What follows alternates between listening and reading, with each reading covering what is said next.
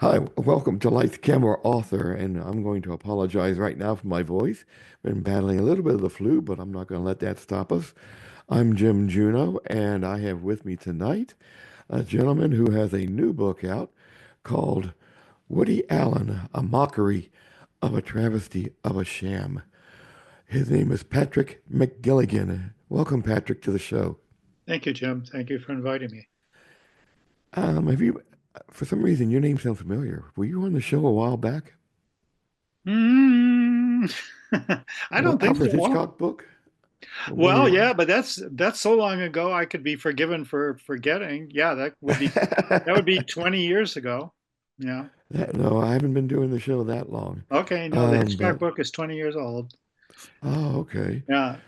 I know what it is. I've read that book. I read the your average Oh, Hitchcock book. Why your name seems familiar to me. yeah. But this new book on Woody Allen, this is the this is the definitive biography of a man who is probably I would say one of the most celebrated writers and directors in our lifetime, if not ever. And he an easy subject to tackle? No. Uh, I'm very glad to be done, which is usually what I am when I'm done, glad. Uh, no, he's first of all, he's a very complicated and slippery uh, character to describe or depict. Then there's so much has been written about him, both articles and books, and he himself has given thousands of interviews. Then there are all the films. There are 50 plus films. There's really 50 films as director, but then there are films where he's an actor. Then there are television shows, and then there are films in which he's involved in various ways, sometimes just as the screenwriter. So there's all the films, and then there's all the controversy. There's all the complicated controversy. So I honestly, it was a tough one. They're all some surprisingly some are less tough, but mostly they're all tough. Right. I mean, and not he just doesn't have one aspect to his story. I mean, No, he grew up, like you said, it's so many different avenues that you could go down, and each one of those could be a book in itself. Um, yeah, and I was keenly aware of other books about him, some of which are good, and most of which are good. I usually find good things in other people's books. I'm obliged to read them all and think about them all. But I didn't find any single book to be definitive. They all had, they all had different marching orders. Let's put it that mhm. way, and they all had different approaches. And I like to do a book that's going to be the definitive or authoritative book, that the single book somebody can go to for everything. And I don't mean encyclopedically, but I mean covering all the work as best as possible in the most expeditious possible way in the number of pages, but also covering the life in all the detail. And all of these other books, for various reasons, fell short of doing that. So that was my way in. But that's the hardest way in, Exactly. to Yeah. do everything and to take everything into account and to try and be serious about him as a comedian, him as a writer, both writer, playwright, screenwriter, him as a filmmaker, as a director, him as an actor, because he's also a very important actor. Him as an artist, but also then him as a private person, his personal life, his love stories, and like I say, his various uh, controversies and troubles, and taking those into account. And so he's a very difficult person to capture on a page because there are so many aspects to him. That's what I was thinking also is that you mentioned, yeah, if in order to get a book published nowadays, it seems like you have to have an agenda to go behind it. But your book, it's straightforward, factual. And it really, I mean, it really is. I mean, it would have been so easy to go off on one of those tangents. Yeah. Um, Yeah. And I won't say that I wasn't tempted. And, early drafts of the book, uh, you know, my editor cautioned me not to let the post 1992 Woody Allen become the subject of the book. It's in the book, it's covered, it's reported. I do my best to give you a judicious account of what happened and of what each side says happened, and let the reader judge for themselves. But I try not to let that overwhelm the book, just as I don't let, Annie Hall overwhelm the book. The single film that most people can agree on, that they love and they still love. So mhm, the one that won the most Oscars and got the most attention and still endures. So I try not to let, I try to balance it. I try to keep the story. For me, it's a life and it's a story. That's what biography means. So right. I'm obliged to research everything, unfortunately, and then decide how to judiciously create a life story so that I have the details, the research, the reportage, the backstage, the personal life, as well as the backstage of the filmmaking, balanced, with storytelling. So there's a lead character, there are supporting characters, there are themes, there are motifs, there are crises, there's a dramatic arc. I think you can find that in anybody's life story. You could find it in your mailman's or mailwoman. Mhm. You could find it in anybody's life story, but some people's life stories are more event and incident packed.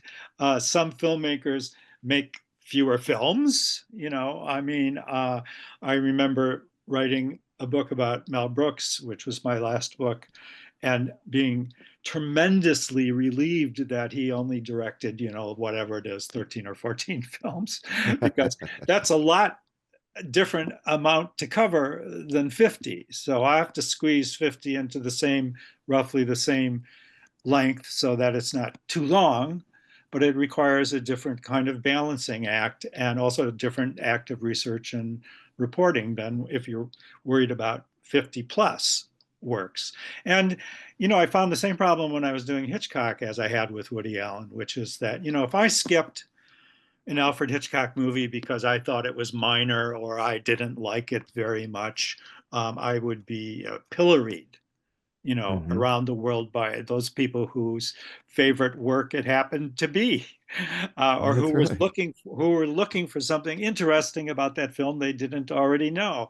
So I have an obligation to newness and freshness, and also balance. And it's a lot of it is balance. Yeah. You've written biographies on several directors, but Yeah. what drew you to Woody Allen? Or was there any one thing that drew you to Woody Allen? Well, the honest answer is always the contract because I'm a professional and this is my livelihood. It's not much of a livelihood. I don't boast about it, but it is my career and my work. And I have to have contract and money or some promise or to do work, to get up in the morning and do work. Hmm.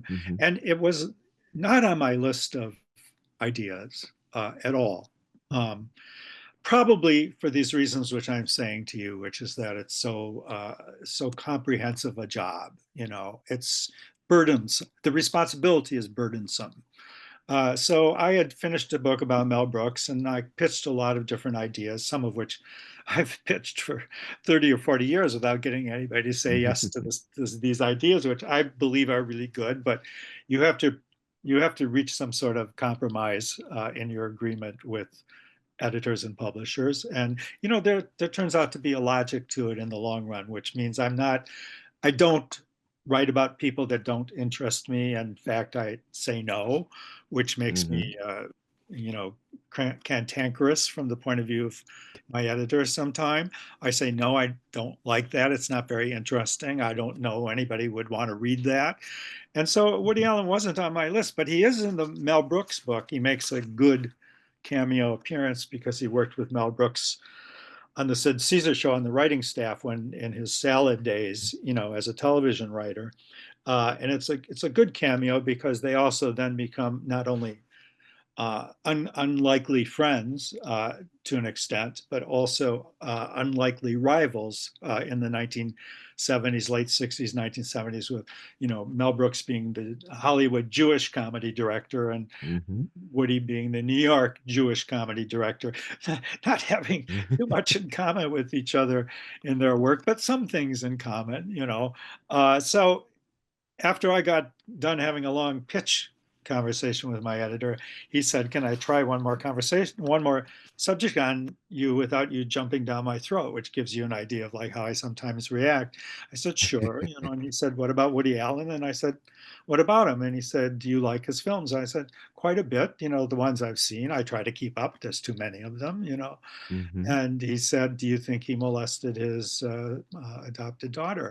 And I said, "I don't think so, but if I find out that he did, you'll be the first to read about it, and Yeah. it'll be in the book." And he said, "So you could do a book about Woody Allen?" I said, "Yeah." And he said, "Let's do Woody Allen." Uh, Up until that moment, um, I had been avoiding the thought of Woody Allen because of all the work that it would entail. Yeah.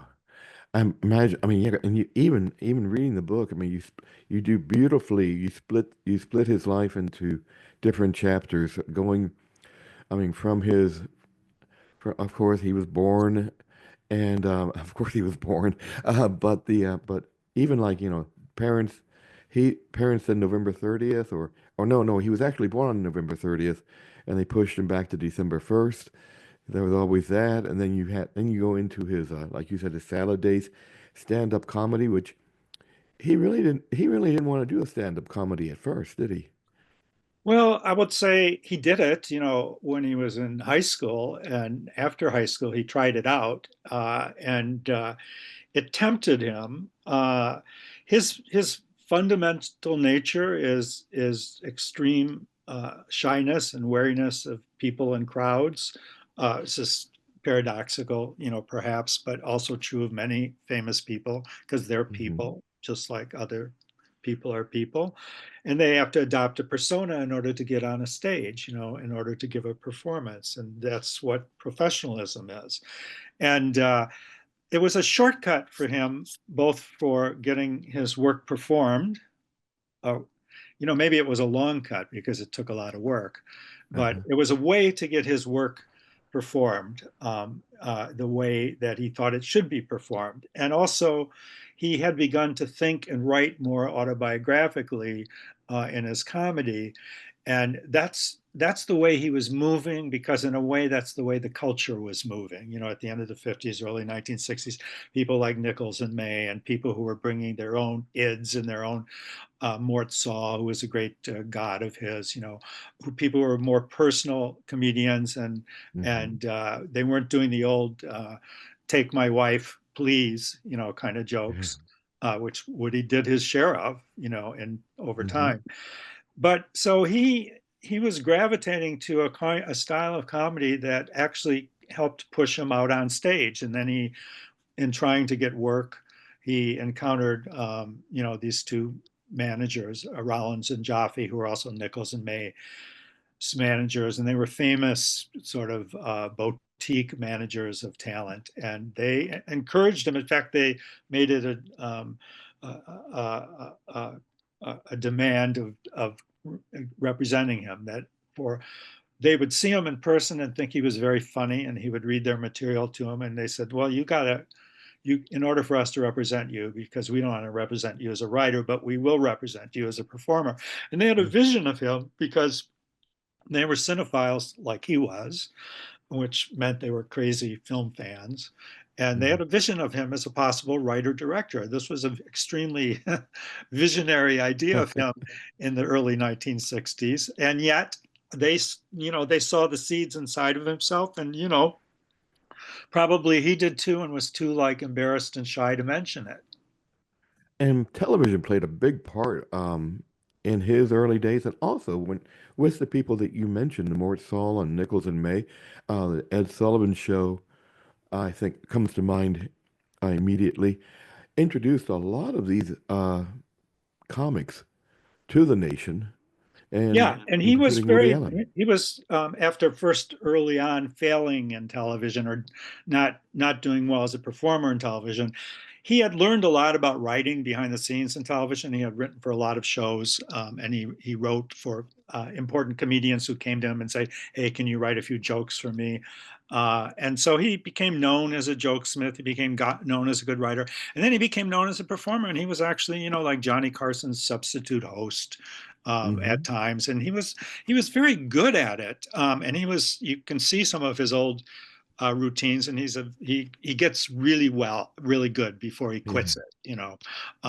He masters the art of coming out on stage and being someone else. This creature called Woody Allen, which is a composite of different ideas, which in some ways relate to himself but are not really himself. And so he becomes really, really good at it. At the same time that he's learning to hate television, both canned shows that he worked for. Like he worked for a lot of shows that taught him a lot and that he got a kick out of, like, let's say, Candid Camera, which he worked for, Right. and talk shows. But by the time he becomes a full-fledged filmmaker, he sets all of that aside and behind. He Hmm. never does stand up again, except, let's say, for Diane Keaton's AFI award in his introductory speech. He never does television again. He does he was a regular on Dick Cavett because Dick Cavett was his friend, Right. and he stops doing that because he really didn't like it in some ways. In other ways, he liked it. You know, Mhm. it launched him to fame, but he didn't like television. Then takes him decades to get back onto television at all, and then it becomes a kind of after the post 1992, Woody Allen, when he's forced to be more flexible in his career, he starts to do a little television, not wholeheartedly, not great. It's just not his medium. Right. And then he switches over to movies, but he learned very quickly. We're going to talk about the first movie he's credited with is What's New Pussycat. Yeah, And now he was not in charge of this movie. He was brought on yeah, as a minor character, started giving himself yeah. better lines, Yeah, well, better he wrote parts. the script. He was brought on to rewrite a script Uh-huh. by the producer, who was this real Hollywood type, who was developing it for Warren Beatty. That was the initial idea, and he got a deal which was a lot of money for him at the time, but was less money than a more famous screenwriter might have gotten. And they said, as part of it, you can write a part for yourself, and we'll all go to Paris and shoot it there. And there are people that love that film, including intelligent, sophisticated film historians and scholars. Um, but he always said, and I think it's true, and I don't like the film that much because I tend to take the point of view of the people that I'm writing about, Mhm. that they took his script and they, in various ways, jazzed it up or watered it down. And so I say in the book, there are, you can see a scene where, like, a Woody Allen joke stands out, a mile away because it's funny, and the rest of the movie is kind of a '60s sex farce that everybody's laboriously pushing into your face, and I Mhm. don't find it that funny. He didn't. Yes. It convinced him he should direct her, in order to direct his own scripts, and he that's what he did. I mean, that was the progression. And he, you know, sent notes around to film critics saying, well, you know, they didn't really film my script because a lot of people, a lot of intelligent film critics in New York at the time attacked the script. You know, they said the movie's funny, the cast is pretty good, but the script is so dopey or stupid or whatever words they used. And you know, he took, you know, that bothered him because he said Yeah, they kept rewriting my script and making it worse. You know, and but that launched him. I think he was Oscar nominated, or certainly he was Guild nominated for that script to begin the record of the most Guild and Oscar nominations for a screenwriter, you know, in history so far, surpassing eventually Billy Wilder, who had the record before him. And you know, who knows, but that the Coen brothers or somebody will pass him now. But nonetheless, he was very, very decorated as a writer. And you know, it's part of the idea of the book that he is a writer first. You that know, is true. Yeah. he's a writer first, and he's always trying to be a good writer. I really, this is a way I could relate to him. And then he's always finding fault with what he's written, Mhm. as well as his films. And I understand that, actually. I don't find that to be, you know, excessive modesty or strange modesty or anything like that. He will always say when people say, "Oh, you're a great filmmaker like Fellini or you know, or Visconti or or De Sica, he would go, "Oh no, I'm not. I'm not. They make perfect films." He said, "I've never made, Yeah. you know, a perfect film," and he would stick by that. Stick by that, and I think that's the mark of someone who's a writer first. You know, that Yeah. he's not going to believe he wrote a perfect sentence. Yeah. He doesn't watch his own movies, does he? No. Well, he's obliged to when he's making them, you know, because Right. he's the guy who sits in the editing room too, because he does everything, and he sits with the editor and he's very hands-on about all of that. But after that, no, no, he's not nostalgic. He doesn't sit around and watch his movies. But that's a very old-fashioned, and I think again, I like that. You know, I wrote a book about Jimmy Cagney. It was my first book. Jimmy Hmm. Cagney never watched one of his movies because it made him nauseous, and he didn't even like dailies because he only saw found fault. This is one of the great actors, pure actors of all time, who at his best was peerless, you know, and he couldn't watch his own performance. And I like that about him. I like that about him. I don't mind the person who goes, you know, to all the dailies and is constantly calibrating their performance and is very meticulous and studied. I like that too. I'm not saying I like it better than this, but I respect that. I think, Hmm. yes, when he's done, he doesn't like, I think I wonder if he's ever seen Annie Hall again. I wonder. You know, he's Yeah. undoubtedly walked into the room when it's on the TV and then he switches the channel, but he doesn't have that nostalgia for his own greatness, you know, if that's what you want to call it. Yeah. I think George Raft had that same trait. He would never watch his movies either. It's a Yeah. very common old school, old fashioned thing, as opposed to like the director who goes back and does the director's cut. I like that too, especially if Hmm. someone's alive. You know, when someone does it when they're Hmm. dead, I don't like it at all. But if Yeah. someone, you know, if Oliver Stone goes back and does the director's cut of, you know, the movie that I didn't think was very good, I'm really interested. And then it might be even better. You know, it might be a better film. But is there a single movie that Woody has gone back and done the director's cut and showed us the many wonderful scenes, some of which I described in the book, that are left on the cutting room floor for pacing and for entertainment, to keep the his pace entertainment pace going, and show us those in the director's cut, even in like extras on the DVD? No, No, never see, done and that, that. Never done that. I think Spielberg never does it either, but it's very rare. There's money in it for him. He could do it. He hmm never money has always been like, yeah, okay, I'll take some money, but you know, that's not the point. you know, you mentioned that he's not nostalgic about his greatness. In the book blurb on Amazon, when you said that, this flashed into my mind that you actually say that he won the was it? Now let me see if I get the right award here. The Palme d'Ors, a French No, award. he won the Commander of Arts The, and Letters from France, and they somehow failed to communicate this to him, or he like opened the letter and put it aside and didn't think about it. And the New York Times, like, Mhm. contacted him about it 10 years after the date because somebody had alerted them to the fact. And he gave his Oscars to his parents or to his friends.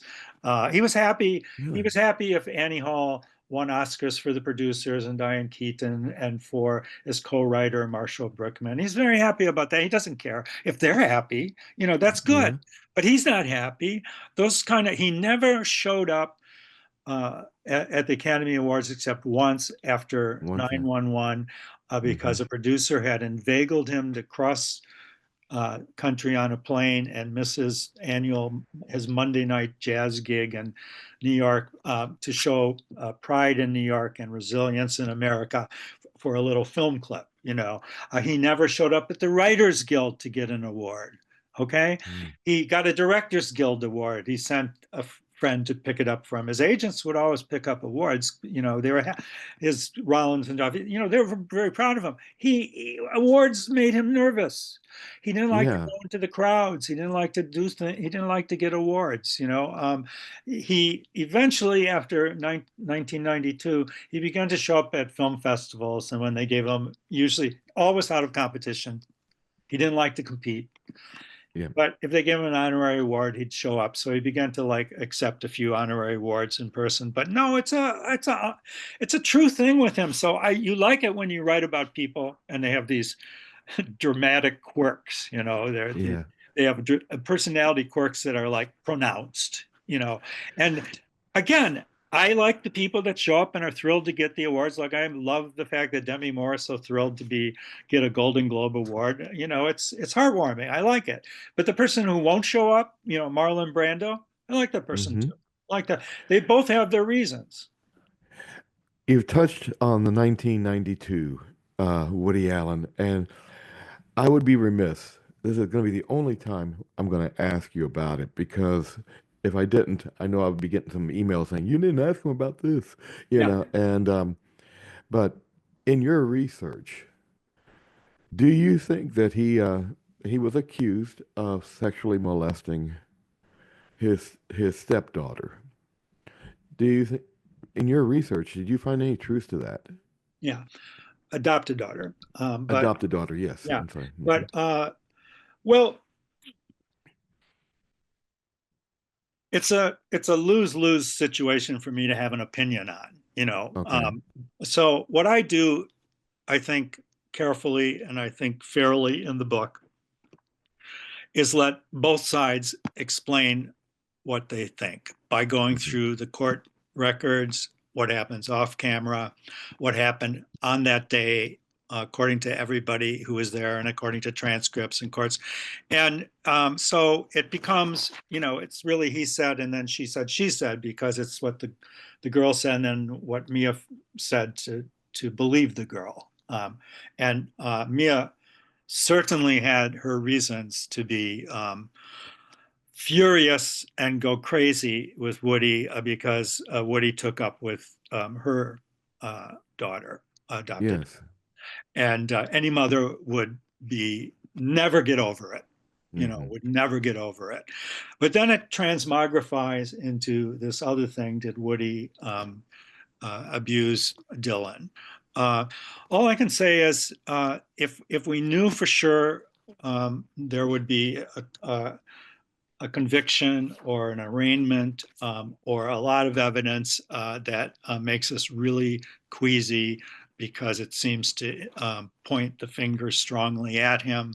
And instead, what you get is a lot of very vague and sketchy allegations and recriminations on both sides, and a lot of facts that are very intriguing. And the cliche is where there's smoke, there's fire, but it's not true.